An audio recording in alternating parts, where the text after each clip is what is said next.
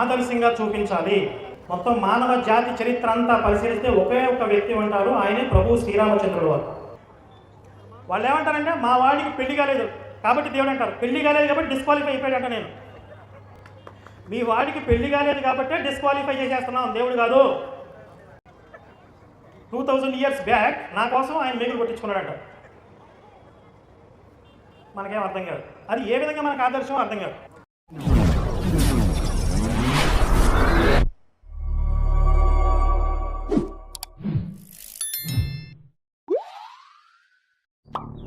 ప్రభువైన యేసుక్రీస్తు నామములో ఈ యొక్క వీడియో వీక్షిస్తున్నటువంటి క్రైస్తవులకు నా యొక్క వందనాలండి. అదేవిధంగా ఈ యొక్క వీడియో చూస్తున్నటువంటి హైందవ మిత్రులకు కూడా నా యొక్క ప్రత్యేకమైనటువంటి నమస్కారాలు తెలియజేస్తా ఉన్నాను. హాయ్ ఫ్రెండ్స్, ఎలా ఉన్నారు? ఆ యొక్క ప్రభు కృప వల్ల మీరంతా బాగున్నారని నేను భావిస్తా ఉన్నాను. మీకు ఒక ప్రార్థన చేస్తున్నా. అలాగే నా క్షేమం కోసం కూడా మీరు ప్రార్థన చేయండి. అనుదిన ప్రార్థనలో నన్ను తప్పక జ్ఞాపకం చేసుకోండి. మిత్రులారా, వీడియోలు కొంచెం ఆలస్యమైంది. తిరిగి వీడియోలు చేయడానికి నాకు కుదరక కొన్ని ప్రాబ్లమ్స్ వల్ల నేను వీడియో చేయలేదు. సరే మిత్రులారా, తిరిగి మళ్ళీ వీడియోస్ చేయడానికి నేను మొదలు పెడుతున్నాను. మతోన్మాదులు, క్రీస్తు వ్యతిరేకులు చెలరేగిపోతూనే ఉన్నారు, చూస్తూనే ఉన్నాను.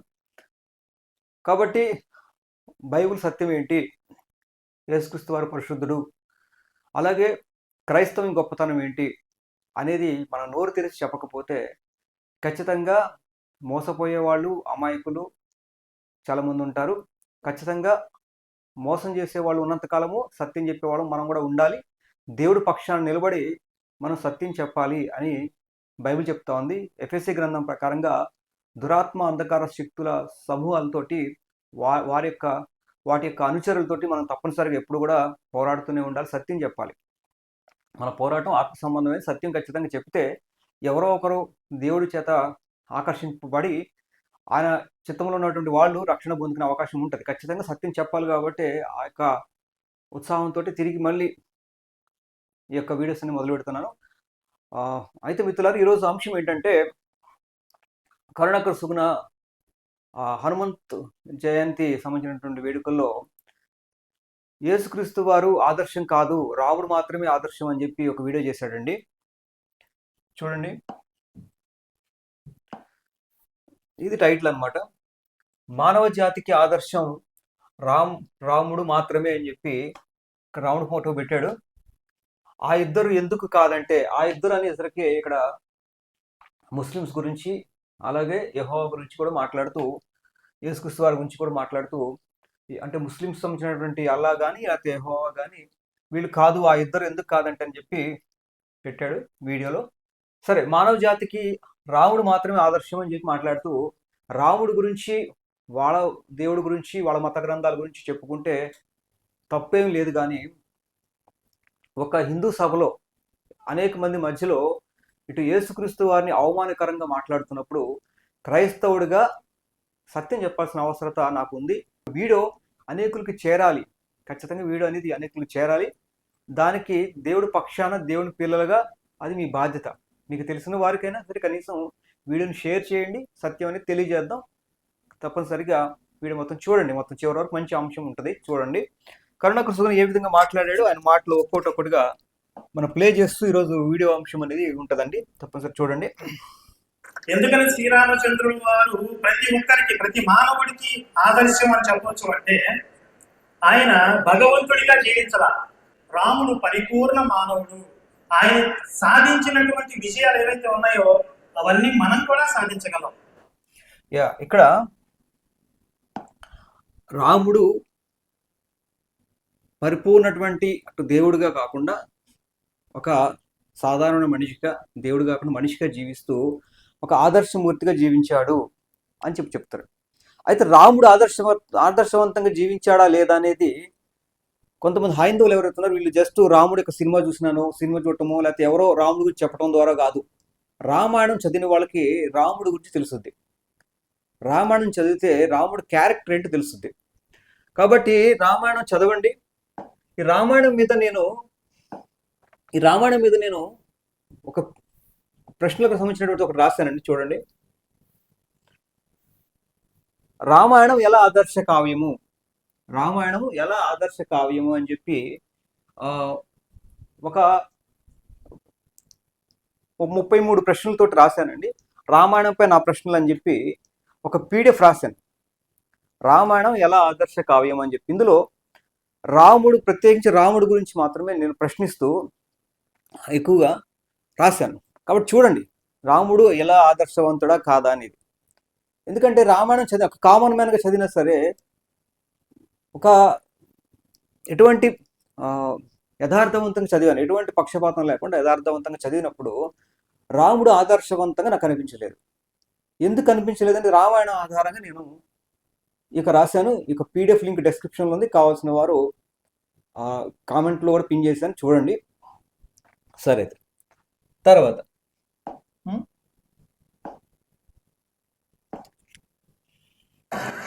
నేను ఏదైతే నా ధర్మాన్ని కర్తవ్యాన్ని పాటించడానికి అభ్యహం జీవితం, నా జీవితాన్ని వదిలేస్తాను, అవసరమైతే ఓ సీత నిన్ను కూడా వదిలేస్తాను, లక్ష్మణునితో సహా.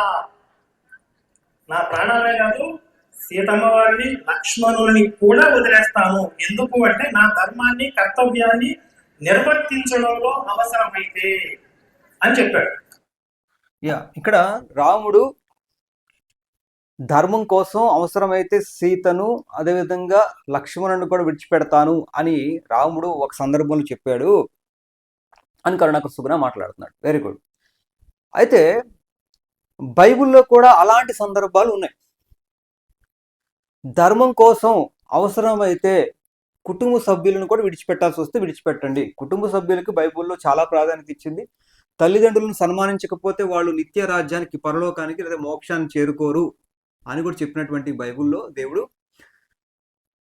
అలాంటి బైబిల్లోనే అవసరమైతే కుటుంబ సభ్యులను సైతం ధర్మం కోసం లేకపోతే సత్యం కోసం విడిచిపెట్టాల్సి వస్తే విడిచిపెట్టాలి అని చెప్తే, ఇన్నాళ్ళు వీళ్ళు చూసావు యేసుక్రీస్తు వారు కుటుంబ సభ్యులను కూడా విడిచిపెట్టమన్నాడు అని చెప్పి వక్ర భాష్యం చేశారు, వక్రీకరించారు. దేనికోసం చెప్పాడు యేసుక్రీస్తు వారు? ఆయన విశ్వసించినప్పుడు, సత్యం కోసం సత్యపక్షం నిలబడ్డప్పుడు అధర్మ పరులుగా ఉంటే కనుక కుటుంబ సభ్యులు వారి పక్షాన్ని నిలబడద్దు, అవసరమైతే వాళ్ళు విడిచిపెట్టండి అని చెప్పిన సందర్భాన్ని బైబిల్లో వక్రీకరిస్తారు వచ్చారు. కానీ ఈరోజు కరుణాకర్ సుగుణ చెప్పింది ఏంటి? రాముడు ధర్మం కోసం అవసరమైతే సీతని, అవసరమైతే లక్ష్మణుని కూడా విడిచిపెడతాను అని చెప్పి రాముడు చెప్పాడు అని మాట్లాడుతున్నాడు. అదే అన్నాను. ఇప్పుడు బైబిల్ని ఒక రకంగాను హిందూ గ్రంథాలను ఒక రకంగాను చూడబాకండి. కాబట్టి పక్షపాతం లేకుండా గ్రంథాలు పరిశీలన చేయాలి. కాబట్టి ఈ విషయం చెప్పేది ఏంటంటే, బైబిల్ మీద ఎప్పుడైతే మీరు కుటుంబ సభ్యుల్ని విడిచిపెట్టమని యేసుక్రీస్తు వారు చెప్పాడు అంటే ఆ సందర్భానికి తగ్గట్టుగా యేసుక్రీస్తు వారు ఎందుకు చెప్పాడు అనేది తీసుకోవాలి. రాముడు విషయాన్ని ఏ విధంగా పాజిటివ్గా ఆలోచన చేశారో అలాగే యేసుక్రీస్తు వారిని కూడా పాజిటివ్గా ఆలోచన చేస్తే ఒక పాజిటివ్గా మీరు ఆలోచనలోకి వెళ్తారు. అంతే తప్ప కరుణాకర్ సుగుణ ఎన్నాళ్ళు కుటుంబ సభ్యులు దేవుడు యేసుక్రీస్తు వారు విడిచిపెట్టమన్నాడు అని చెప్పిన మాట ఏదైతే ఉందో అది కరుణాకర్ సుగుణ ఇకనైనా సరే తెలుసుకో. రాముడు ఎలా అయితే చెప్పాడు ధర్మపక్షాన్ని నిలబడాల్సి వచ్చినప్పుడు కుటుంబ సభ్యులను ఎలా అయితే విడిచిపెట్టాల్సి వచ్చిందో కొన్ని సందర్భాల్లో, అలాగే కుటుంబస్తులు అధర్మ పరులు అయితే కనుక కృష్ణుడు కూడా అదే కదండి యుద్ధం చేయించాడు. అధర్మ పరులైనటువంటి తమ సొంత వారిపైనే యుద్ధం చేయించాడు అర్జునుడితోటి. కాబట్టి అలాగే యేసుక్రీస్తు వారు కూడా అధర్మ పరులు అయితే కనుక కుటుంబ సభ్యులు వాళ్ళని విడిచిపెట్టాల్సి వస్తే కనుక విడిచిపెట్టాలి అని చెప్పిన సందర్భం. కాబట్టి ఈ విషయంలో బైబిల్ ఏదైతే విమర్శిస్తున్నారో వాళ్ళు అసలు ఆలోచన చేయాలి, పునః పరిశీలన చేసుకోవాలి అనేది మనం చేస్తా ఉన్నాను. పేరు చెప్పాల్సి మీకు అర్థమైంది కదా. ఒక ఆయన ఏమంటాడు అంటే, సరే మీ వాడు ఎలా ఆదర్శం? ఇక్కడ ఆదర్శం అని చెప్పాలంటే భగవంతుడు ఏదైతే మనకు ఒక శాస్త్రం ఇచ్చాడో, మనకు కొన్ని చట్టాలు, కొన్ని లాస్ ఏదైతే ఇచ్చాడో అవన్నీ ఆయన కూడా అనుభవించి చూపించాలి. ఆయన కూడా ఆ జీవితం ఆచరించి చూపించాలి కదా. లేదంటే నీకేమయ్యా ఇంత పెద్ద శాస్త్రం ఇచ్చావు, ఇన్ని ధర్మాలు పెట్టావు, మాకు నీకేం తెలుసు మా బాధ, ఎక్కడో దూరాన్ని కూర్చున్నావు, ఇక్కడ మా తారాసులు రాస్తున్నావు, చిత్రమైన కార్యం చేస్తున్నావు, తమాషా చూస్తున్నావు అని పాట కూడా రాసి రాలేడు. కాబట్టి ఆయన ఏదైతే మనకు ధర్మశాస్త్రాలు ఇచ్చాడో, ఒక సృష్టి చేశాడో, ఆ సృష్టిలో ఆయన కూడా భాగంగా ఉండి మనం అనుభవించేటటువంటి ప్రతి స్థితిని ఆయన కూడా అనుభవించి, ఇదిగో నేను కూడా అనుభవించి చూపించాను, ఎక్కడా ధర్మం తప్పలేదు, మీరు అనుభవించే కష్టాలన్నీ నేను అనుభవించాను అని ఆయన చూపించినప్పుడు మనకు ఆదర్శం అవుతాడు. ఇక్కడ దేవుడు అంటే ఎక్కడో కూర్చొని ఆ, భూమి మీద మంచిగా జీవించండి, అలా జీవించండి, ఇలా జీవించండి అని చెప్పి చెబితే సరిపోదు. భూమి మీదకి వచ్చి మానవుడిగా వచ్చి జీవించి చూపించాలి అని చెప్తున్నాడు. యా, యేసుక్రీస్తు వారు భూమి మీదకి వచ్చాడు, పరిశుద్ధంగా జీవించాడు అనేది గుర్తుపెట్టుకోవాలి. పరిశుద్ధంగా జీవించాడు, పాపం లేని వాడిగా జీవించాడు. యేసుక్రీస్తు వారు ఛాలెంజ్ కూడా చేశాడండి. చూడండి, యేసుక్రీస్తు వారు ఛాలెంజ్ కూడా చేశాడు. హెబ్రీ పత్రిక 4వ అధ్యాయం 15వ వచనం. మన ప్రధాన యాజకుడు మన బలహీనతల యందు మనతో సహానుభావం లేనివాడు కాడు గాని సమస్త విషయములలోనూ మన వలనే శోధింపబడినను ఆయన పాపము లేనివాడుగా ఉండెను. యేసుక్రీస్తు వారు ఎక్కడో పరలోకంలో ఉండి పరిశుద్ధంగా జీవించండి, పరిశుద్ధంగా జీవించండి చెప్పింది దేవుడు కాదు. యేసుక్రీస్తు వారు భూమి మీదకి వచ్చాడు, మనతో పాటు మన వాళ్ళు ఎలా అయితే శోధించబడ్డామో అలాగే ఆయన శోధించబడి మనతో సహానుభావం లేనివాడు కాడు కానీ సమస్త విషయములలో మన వలనే శోధింపబడినను మనం ఎలా అయితే ఈ రాగద్వేషాలకి, కామక్రోధ లోభ మోహ మద మత్సర్యాలు అనే అరిషడ్ వర్గాలను ఎలా అయితే ఉన్నాయో వాటన్నిటిని కూడా ఆయన కూడా శోధించబడి వాటన్నిటితో శోధించబడ్డప్పుడు కూడా ఆయన పాపము లేనివాడుగా ఉండెను. ఆయన మనకు మాదిరి చూపించాడు, పాపము లేనివాడిగా జీవించాడు, మనలాగే శోధించబడ్డాడు, ఆయన పాపము లేనివాడిగా జీవించాడు, ఆదర్శమూర్తిగా నిలబడ్డాడు యేసుక్రీస్తు వారు. జీవించాడు. యేసుక్రీస్తు వారు పలికినటువంటి మాట చూడండి, యోహాను సువార్త 8:46 వచనం. నా యందు పాపం ఉన్నదని మీలో ఎవడు స్థాపించును? ఆయన కూడా మనలాగా శోధించబడి పవిత్రంగా జీవించాడు, పాపం లేని వాడిగా జీవించాడు. నాలో పాపం ఉందని నిరూపించండి అని చెప్పి సవాల్ చేశాడు. నాలో కూడా పాపం ఉంటే నిరూపించమని చెప్పి సవాల్ చేశాడు అప్పుడు. కాబట్టి యేసుక్రీస్తు వారు ఏదో పరలోకంలో ఉండి పరిశుద్ధంగా జీవించని చెప్పింది దేవుడు కాదు. ఆయన భూమి మీద ఉన్నప్పుడు కూడా మనలాగా శోధించబడి పవిత్రంగా జీవించాడు అనేది అర్థమవుతుంది. అంటే యేసుక్రీస్తు వారు తన జీవితంలో నెరవేర్చాడు. కాబట్టి ఇక్కడ బైబిల్ని క్రీస్తుని విమర్శించాల్సిన అవసరం లేదు కరుణాకర్ సుగుణ. అయితే రాముడు ఎలా ఆదర్శవంతంగా జీవించాడా లేదా అనేది నా పీడిఎఫ్ చదివితే కనుక మీకు అర్థమవుద్ది. అనేక ప్రశ్నలు రాముడి విషయంలో చెప్పాను. రాముడు ఆదర్శమూర్తిగా జీవించలేదు అనేది నా వాదన. సరే, అయితే తర్వాత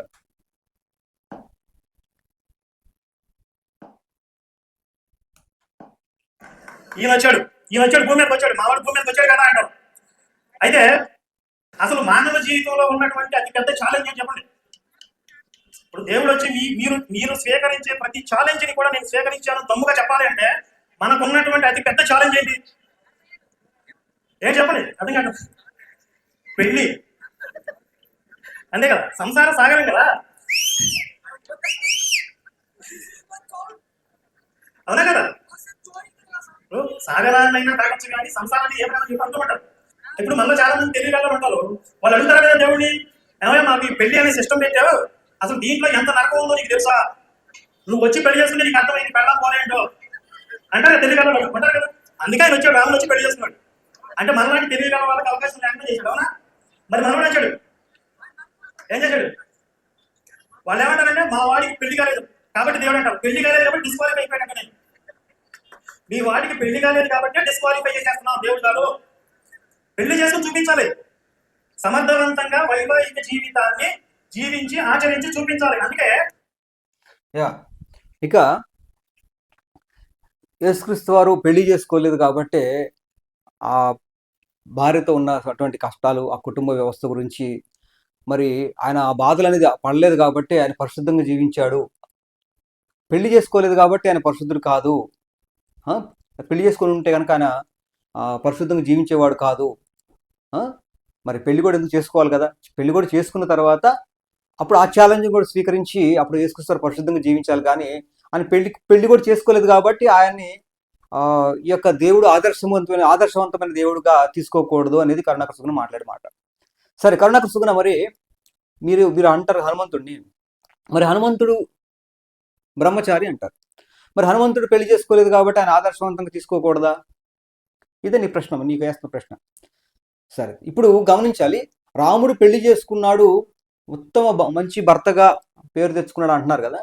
కాదండి, రామాయణ ప్రకారంగా అది కూడా కాదు. రాముడు మంచి భర్త కూడా కాదు అనేది రామాయణం ఆధారంగా నేను ప్రశ్నిస్తున్న విషయం. కాబట్టి అది కూడా నా పీడిఎఫ్ లింక్లో చూడండి, పీడిఎఫ్లో చదవండి. సరే, యేసుక్రీస్తు వారు పెళ్ళి ఎందుకు చేసుకోలేదు? పెళ్ళి ఎలా చేసుకుంటాడండి? బైబిల్ ప్రకారంగా యేసుక్రీస్తు వారు ఎందుకు పెళ్లి చేసుకోలేదు అనేది చూపిస్తా చూడండి. ఇప్పుడు ఆయన బతుకున్నంత కాలము, యేసుక్రీస్తు వారు బతుకుతున్నంత కాలము పవిత్రంగా జీవించాడు అని యేసుక్రీస్తు జీవితంలో పాపాన్ని చూపించలేక, యేసుక్రీస్తు జీవించినటువంటి జీవితంలో ఉన్నటువంటి ఆ జీవిత కాలంలో యేసుక్రీస్తు వారు పాపి అని నిరూపించలేక, యేసుక్రీస్తు వారు పెళ్లి చేసుకుంటే బాగుండేది, అప్పుడైనా పాపం చేసేవాడు అని చెప్పి ఈ రకంగా మాట్లాడుతూ ఉన్నారు. అంటే యేసుక్రీస్తు జీవితంలో పాపం లేదు, పరిశుద్ధుడే, అయితే పెళ్లి చేసుకుంటే బాగుండేది అని అంటున్నారు. అంటే యేసుక్రీస్తు జీవితంలో పాపాన్ని చూపించలేక ఈ విధంగా పట్టుకుని వేలాడుతున్నారు.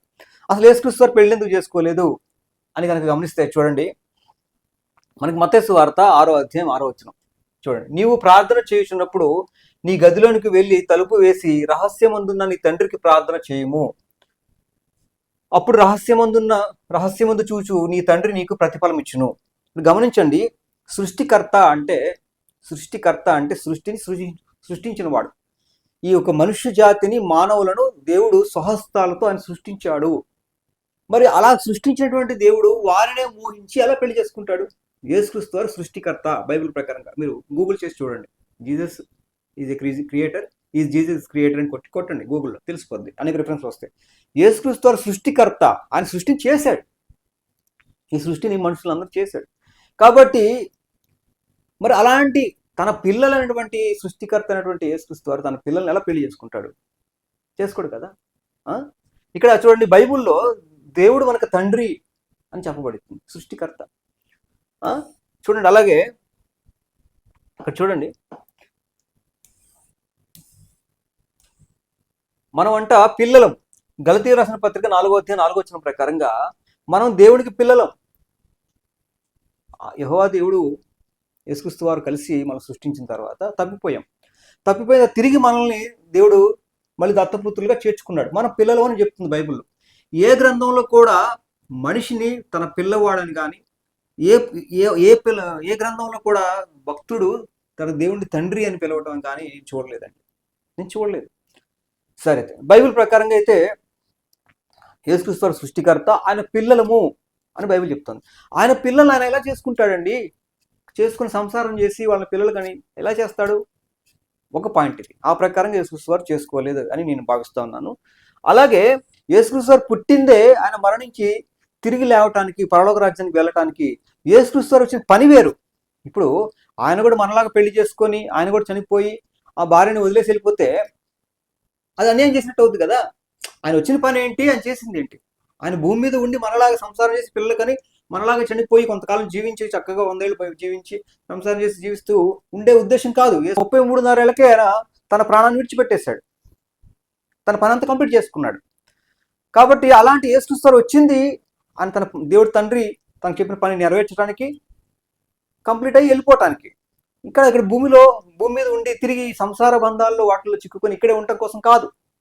అప్పుడు యేసుక్రీస్తు వారు వచ్చిన పనిని పక్కన పెట్టి ఇలా సంసారం చేసుకుంటూ ఉండి వాళ్ళని అన్యాయం చేసి వెళ్ళిపోయినట్టు అవుతుంది కదా. ఆయన చనిపోయి వెళ్ళిపోయినప్పుడు తిరిగి వాళ్ళని అన్యాయం చేసినట్టు అవుతుంది కదా. కాబట్టి యేసుక్రీస్తు వారు వచ్చింది భూమి మీదకి. చూడండి, మత్తయి సువార్త 16వ అధ్యాయం 21వ వచనం ప్రకారంగా హింసలు పొంది చంపబడి 3వ దినం లెగట అనేది యేసుక్రీస్తు వారు చెప్పిన మాట. యేసుక్రీస్తు వారు అనేక వచనాల్లో ఆయన చనిపోవాలి, లేగాలని చెప్తా ఉన్నాడు. చూడండి, అలాగే మనుషుల సంగతులను తలంచుచున్నావు కానీ దేవుని సంగతులను తలంచవు. దేవుడి సంగతులు ఏంటంటే ఆయన చనిపోవాలి, తిరిగి లేవాలనేది. గోధుమ గింజ భూమిలో పడి చావకుండా ఎడల అది ఒంటిగానే ఉండును, అది చచ్చిన ఎడల విస్తారంగా ఫలించును. కాబట్టి ఆయన బోధలన్నీ, యేసుక్రీస్తు వారి బోధలన్నీ మొదటి నుండి కూడా ఆయన వచ్చింది మనందరి కోసం, మన పాప పరిహారం కోసం ఆయన మరణించడం కొరకు, తిరిగి లేవడం కొరకు అనేది బైబిల్ చెప్తున్న విషయం. కాబట్టి ఆ విధంగా వచ్చి పిల్లలైనటువంటి మనుషులను చేసుకోవటం కరెక్ట్ కాదు. అలాగే ఇంకొక లాజిక్ ప్రకారం చూసిన ఆయన వచ్చింది చనిపోయి తిరిగి వెళ్ళిపోవటానికి కానీ ఇక్కడ ఉండటానికి కాదు, వెళ్ళిపోయినప్పుడు అన్యాయం చేసినవాడు అవుతాడు కదా అనేది కూడా భావించాలి. కాబట్టి యేసుక్రీస్తు వారు పెళ్లి చేసుకోలేదు అనేది అర్థం చేసుకోవాలి, అంతే తప్ప ఇంకొక ఉద్దేశం కాదు. ఇప్పుడు యేసుక్రీస్తు వారు బ్రతుకున్నంత రోజులు కూడా పరిశుద్ధంగా జీవించాడు, ఛాలెంజ్ చేశాడు. యేసుక్రీస్తు జీవితంలో పాపం చేయలేదు అనేక సార్లు మేము నిరూపిస్తూనే ఉన్నాం. దాంట్లో తప్పులు పట్టుకోలేక ఇక యేసుక్రీస్తు వారు పెళ్లి చేసుకుంటే బాగుండు అని చెప్పి ఈ విధంగా మాట్లాడతారు. అంటే వీళ్ళు ఓటమి అంగీకరించారు. యేసుక్రీస్తు జీవితంలో పాపం చూపించలేక ఓటమి అంగీకరించి యేసుక్రీస్తు పెళ్లి చేసుకుంటే బాగుండని చెప్పి ఆ రకంగా సన్నాయి నొప్పులు నొక్కుతున్నారు అనేది అర్థమవుతా ఉంది. కాబట్టి మిత్రులారా, యేసుక్రీస్తు వారు పాపము లేకుండా జీవించాడు. మనిషిగా ఉన్నప్పుడు కూడా మనకు మాదిరిగా చూపించాడు. ఆయన జీవించి చూపించాడు పాపం లేకుండా మనకు మాదిరి కోసం. అలాగే పాప పరిష్కారం కోసం ఆయన మరణించాడు. కాబట్టి యేసుక్రీస్తు వారు మనకు తండ్రి, కాబట్టి పెళ్లి ఎలా చేసుకుంటాడు. కాబట్టి యేసుక్రీస్తు వారు ఆదర్శమూర్తి, ఆదర్శవంతుడు. ఆయనలో పాపం లేదు ఆయన అని గుర్తుపెట్టుకోవాలి. మన కోసం జన్మించాడు తప్ప ఆయన ఏదో జన్మలో లేకపోతే అది ఏదో అవతారంలో తప్పు చేస్తే యేసుక్రీస్తు వారు పుట్టలేదు. హిందూ గ్రంథాలు కనుక చూస్తే హిందూ దేవుళ్ళు వారు చేసినటువంటి పాప కర్మల వల్ల వాళ్ళు అవతారాలు తీసుకుంటా ఉన్నారు, వాళ్ళు జన్మలు ఎత్తుతున్నారు. అందులో భాగమే రాముడి యొక్క జన్మ, బృంద శాపమ. కాబట్టి ఇవన్నీ విషయాలు రామాయణం మీద రాసిన ప్రశ్నలు ఉన్నాయి. కాబట్టి గమనించండి, రాముడు కంటే యేసుక్రీస్తు వారు, రాముడు ఆదర్శం ఏ విధంగా కాదు, యేసుక్రీస్తు వారి ఆదర్శం అని నాకు అనిపిస్తూ ఉంది హిందూ గ్రంథాలు చదివినప్పుడు, అలాగే హిందూ గ్రంథాలు బైబిల్ చదివినప్పుడు. మరి కరుణాకర్ సుగుణ, నీ యొక్క సభలో నీ దేవుడి గురించి చెప్పుకునే తప్పు లేదు, కానీ ఈ విధంగా యేసుక్రీస్తు వారిని కించపరిచావు కాబట్టి నేను కూడా కొన్ని విషయాలు ప్రస్తావించాల్సి వచ్చింది. హైందవులు దయచేసి నా యొక్క వీడియో ద్వారా మీరు బాధ పట్టుకోకుండా రామాయణం చదవండి, ఆలోచన చేయండి. మరి బైబుల్ గురించి ఇష్టం వచ్చినట్లు, క్రైస్తవ్యం గురించి ఇష్టం వచ్చినట్టు మాట్లాడుతున్నట్టు కరుణాకర్ సుగుణ మాట్లాడితే మరి జవాబు చెప్పక తప్పదు కదా. మరి అలాగే కరుణాకర్ సుగుణ వీడియో చేయకపోతే మేము చేయం కదా. కాబట్టి గమనించాలి, ఏదైనా కోపం ఉంటే కరుణాకర్ సుగుణ మీద చూపించుకోండి తప్ప నా మీద కాదు. ప్రేమ చెప్తా ఉన్నా, సత్యమేవ చేస్తే పరిశుద్ధుడైన దేవుని పట్టుకోండి, సత్యంలోకి రండి, సత్యంగా జీవించండి, పరిశుద్ధంగా జీవించండి, పరిశుద్ధ మార్గంలోకి రండి. అందరికీ వందనాలు. మరొక వీడియోతో మళ్ళీ కలుద్దాం. అంతవరకు సెలవు. Praise the Lord. అందరికి షేర్ చేయండి. సత్యాన్ని అనేకులు తెలుసుకోవాలి, సత్య దేవుని ఆశ్రయించాలి. Thank you.